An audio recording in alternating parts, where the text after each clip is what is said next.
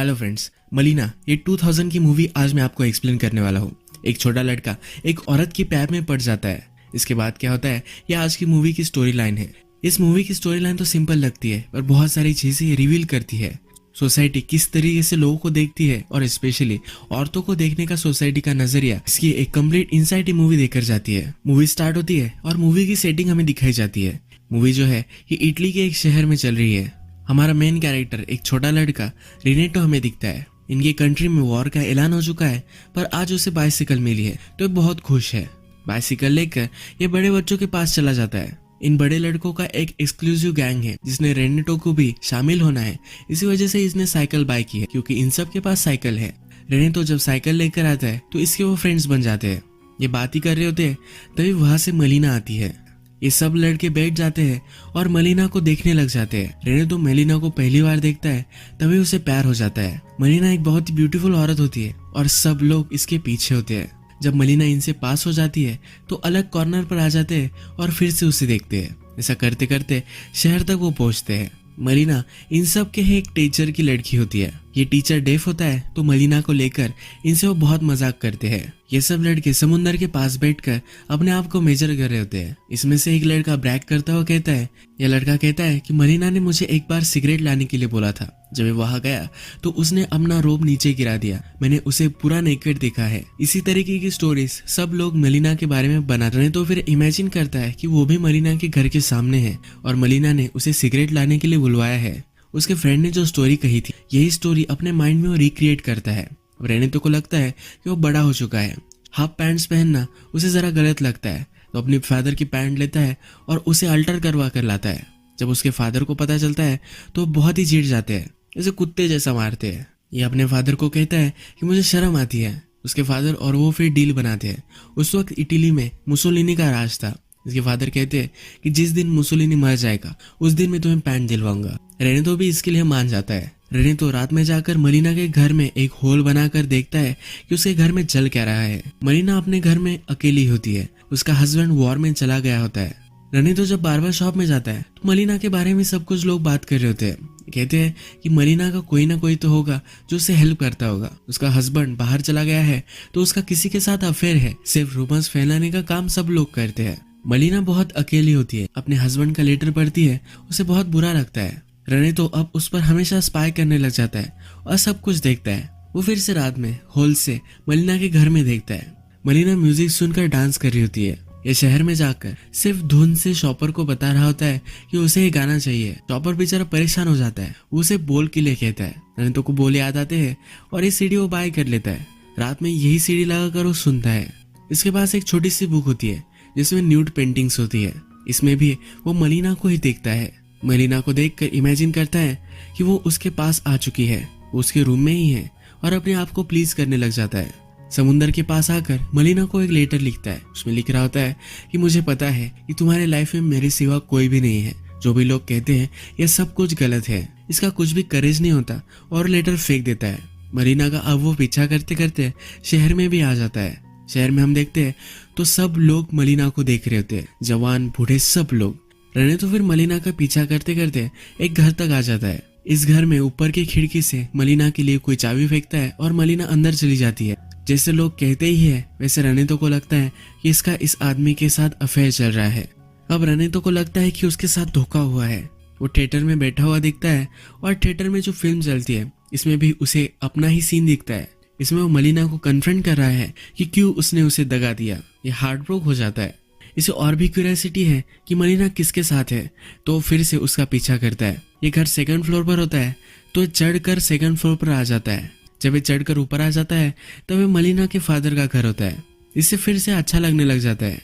रेनेटो फिर से दिन रात सिर्फ मलीना को ही इमेजिन करता है, फैंटेसीज बनाता है और अपने आप को प्लीज करता रहता है। उसके बेड की आवाज आती है तो उसके फादर उसे बहुत डांटते हैं, पर फिर भी मानने वाला नहीं होता। नेक्स्ट सीन में हम देखते हैं कि रेनेटो अपने फ्रेंड्स के साथ होता है। उसके फ्रेंड्स बात कर रहे होते हैं कि मलीना का हस्बैंड वॉर में शहीद हो गया। मलीना उसके फादर के घर पर होती है।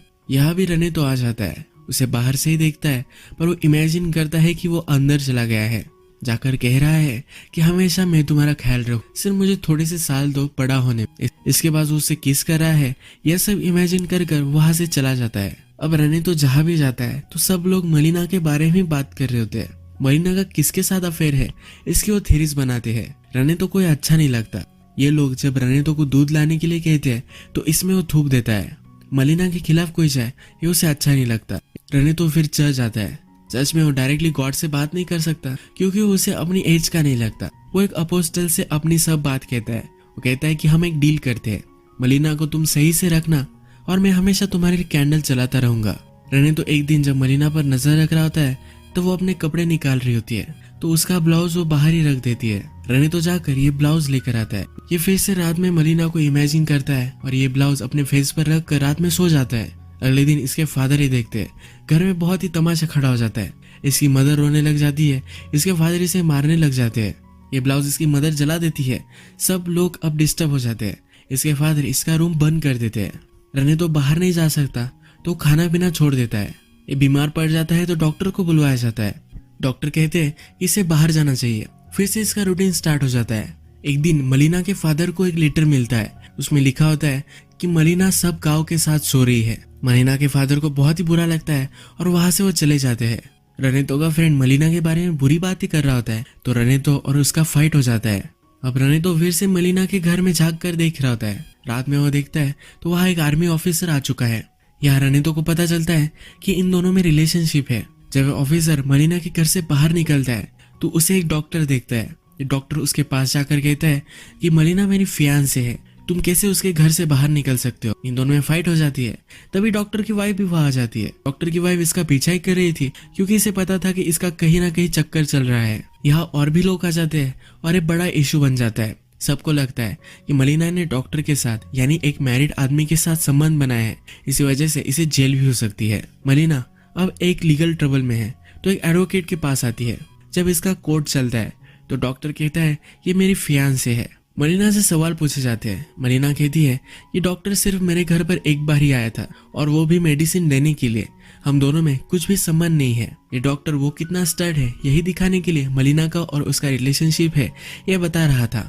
एक्चुअल में ऐसा कुछ भी नहीं था। मलिना से जब आर्मी ऑफिसर के बारे में पूछा जाता है तो कहती है कि ये मेरा पर्सनल मैटर है, इसे जानने का हक किसी को भी नहीं है। स्कैंडल की वजह से उस आर्मी ऑफिसर की बदली हो जाती है। अब रात में हम देखते हैं कि मलिना के घर पर लॉयर आया हुआ है। ये उसे टच करने की कोशिश करता है तो मलिना उसे पैसे दे देती है। वो कहती है कि इससे ज्यादा मैं तुम्हें कुछ भी नहीं दे सकती। लॉयर कहता है कि मेरी फीस तो इससे बहुत ही ज्यादा है। वो मलिना को जकड़ लेता है और उसके साथ इंटीमेट हो जाता है। ये सब रने तो देख रहा होता है। मलिना भी कुछ कर नहीं पाती। अब थोड़ा टाइम गुजर जाता है और रने तो को बहुत ही डिप्रेसिंग लगता है। इस डॉक्टर को सब लोग लूजर समझते हैं। कोई भी लड़की इसके पास नहीं जाती क्योंकि वो स्टिंग करता है। ये मिडिल एज है फिर भी अपनी मदर के साथ ही रहता है। रने तो उस दिन के बाद मलिना के घर पर नजर रखने के लिए नहीं गया है। मलिना अब इस लॉयर से शादी करने वाली है। रने तो को ये सुनकर बहुत ही बुरा लगता है और अब मलिना को लेटर लिखता है कि उसके साथ तुम कैसे पूरी जिंदगी बिता सकती हो। उसकी टीचर उसके पास आती है और यही सवाल वो अपनी टीचर से भी पूछ लेता है। उसे लगता है कि वो मलिना ही है। ये यहाँ बहुत मार खाता है। रने तो अब डॉक्टर पर नजर रख रहा है। डॉक्टर जब अपनी मदर को कहता है कि वो मलिना से शादी करने वाला है तो उसकी मदर उसे बहुत मारती है। सबने अफवाह बनाई है कि मलिना सब लोगों के साथ सोती है, इसी वजह से उसकी मदर उसे बहुत मारती है। अब मूवी में मुसोलिनी मर चुका है तो रने तो नई पैंट मिल जाती है। मलिना लॉयर से शादी नहीं करना चाहती तो उसे वो मना कर देती है। इसके बाद मलिना की फाइनेंशियल सिचुएशन बहुत ही खराब हो जाती है। मलिना को उसके हस्बैंड की भी पेंशन अब मिल नहीं रही तो उसके खाने पीने का भी बहुत बड़ा प्रॉब्लम हो जाता है। उसकी बहुत बदनामी हो गई है तो अगर उसके पास पैसे भी होते हैं तब भी उसे कोई सब्जियां वगैरह नहीं देता। मलिना एक दूसरे आदमी से मिलती है और उससे वो ब्रेड लेती है। इसके बदले में ये भी इसके साथ इंटीमेट होना चाहता है। अब नेक्स्ट सीन में हम देखते हैं कि इनके शहर के ऊपर से प्लेन गुजरते हैं और बहुत बड़े बॉम्ब्स इन पर डाल देते हैं। इसमें मलिना के फादर मर जाते हैं। इस फ्यूनरल पर सब लोग उसे कहते हैं कि उसका सहारा बन सकते हैं पर इन सब को सिर्फ इसके साथ इंटीमेट ही होना होता है। रात में मलिना के पास खाना देने के लिए एक आदमी आता है। ये फिर से उस पर झपक पड़ता है।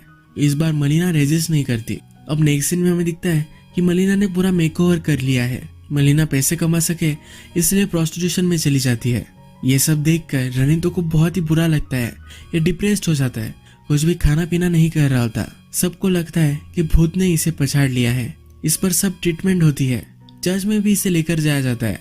और ये सब कुछ काम नहीं करता। रनितो के फादर समझ जाते हैं कि इसकी बीमारी अलग ही है। इसे डायरेक्टली वो रेड लाइट एरिया में एक प्रोस्टिट्यूट के पास लेकर आते हैं। जब ये प्रोस्टिट्यूट रनिता के साथ होती है तो इसे लगता है कि ये मलिना ही है। वो मलिना को ही इमेजिन करता है। अब थोड़े दिन गुजर जाते हैं। इटली वॉर में जीत चुकी है और वहाँ जश्न मनाया जा रहा है।